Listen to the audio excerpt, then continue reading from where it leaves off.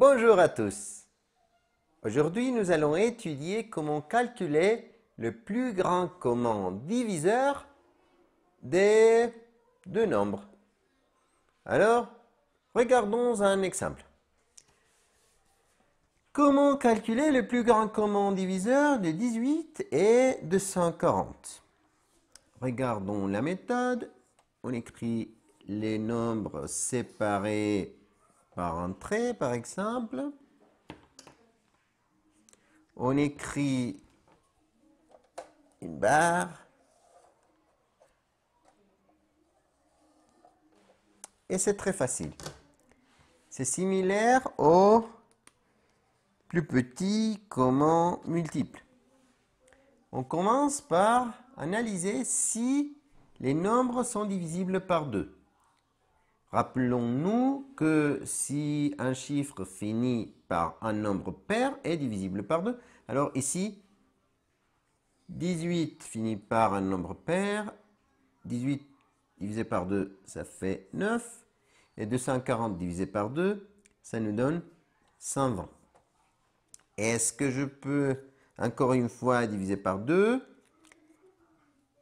Donc 9 c'est un nombre impair, c'est pas possible, mais les 0 est un nombre pair, c'est possible. Donc le 9, je l'abaisse, mais le 120 divisé par 2 nous donne 60. Est-ce que je peux encore une fois diviser par 2? Oui. Le 9, pas possible, parce que c'est un nombre impair, mais le 60, ça nous donne 30. 9 et 30. Est-ce que je peux encore une fois diviser par 2? Oui, pas le 9, mais le 30, ça nous donne 15. 9 et 15, est-ce que je peux diviser par 2? Pas possible, parce que ce sont des nombres impairs. Mais maintenant, je vais essayer avec le 3.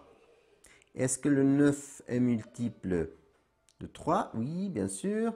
Est-ce que le 15 est dans le 5 plus 1? 6. Et le 6 est dans la table de 3? Oui. Alors, les deux sont divisibles par 3. 9 divisé par 3, 3. 15 divisé par 3, 5. Est-ce que je peux encore une fois diviser par 3? Oui, bien sûr, parce que le 3 peut être divisé par 3. Ça nous fait 1. Et 5, pas possible. On l'abaisse. Et il nous reste juste le 5. Le 1, on l'abaisse. Et 5 divisé par 5, 1. Maintenant, regardez bien parce que c'est la clé pour réussir ici. On va regarder où est-ce que j'ai divisé par 2 les deux nombres. Ou peut-être où est-ce que j'ai divisé par 3 les deux nombres. Ou par 5.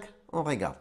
Est-ce que 18 et 240, tous les deux ont été divisés par 2? Oui, bien sûr. Alors, je vais mettre dans un cercle ce nombre. Est-ce que 9 et 120 ont été divisés par 2 les deux? Non, pas possible, c'est pas vrai. Est-ce que 9 et 60 ont été divisés par 2? Non. Est-ce que 9 et 30 ont été divisés par 2? Non, le 30 oui, mais pas le 9. Est-ce que 9 et 15 ont été tous les deux divisés par 3? Oui, bien sûr.